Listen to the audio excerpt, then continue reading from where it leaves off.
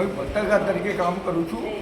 ગઈકાલે રાત્રે આરીફની અંદર અસામાજિક તત્વો દ્વારા અવારનવાર દારૂ અને જુગારના ત્રાસના કારણે લોકો દ્વારા હેરાન થઈ રહ્યા છે। ત્યારે ગઈકાલે રાત્રે કંઈક બનાવ બન્યો કે નારુદા પટેલ છે તેને કોઈ અસામાજિક તત્વો દ્વારા છરી મારવામાં આવી। તે બાબતે હારીજ પોલીસ સ્ટેશન હું માહિતી લેવા ગયેલ તો હારીજ પોલીસમાં લાલભાઈ નારુદા નામના વ્યક્તિ દ્વારા એવું કહેવામાં કે તમારે ટેલિફોનની માહિતી લઈ લેવાની, અહીંયા પગ નહીં મેળવવાનો, એટલે તમને પણ ભાગી નાખવામાં આવશે।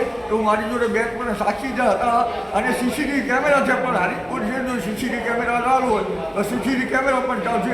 મારા પર હુમલો કર્યો, હાલ અહીંયા જોઈ શકો છો કે આ લોહી, અહીંયા લોહી, આ મારા મોઢામાં લોહી અને અહીંયા લોહી જોઈ શકો છો અને હુમલા કરવામાં આવશે। પોલીસ દ્વારા એવું કહેવામાં આવશે કે અમે બધી જોડે હટાવીએ છીએ, તો તમારે આ બાબતે કોઈ માહિતી આપવા કંઈ બોલવાનું નહીં અને તમારે જે જુઓ તે ટેલિફોનની બાજુ અને લાલાભાઈ નારુદા કરી કંઈક સબીત આલવાના છે।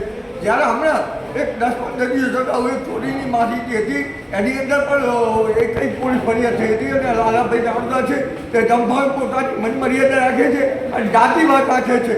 તો આ બાબતે આગળ જિલ્લા પોલીસ વડે કે ગુજરાત કમિશનર યોગ્ય તપાસ કરે। જો પીડીઆર ચોથી જાગીર કહેવાય અને મુખ્ય ચોથી જાગીર પર હુમલો કરવામાં આવે તો પછી અન્ય લોકોનું શું રહ્યું? તો આ બાબતે યોગ્ય તપાસ કરવામાં આવે, સત્ય શું છે તે સીસીટીવી બહાર આવશે।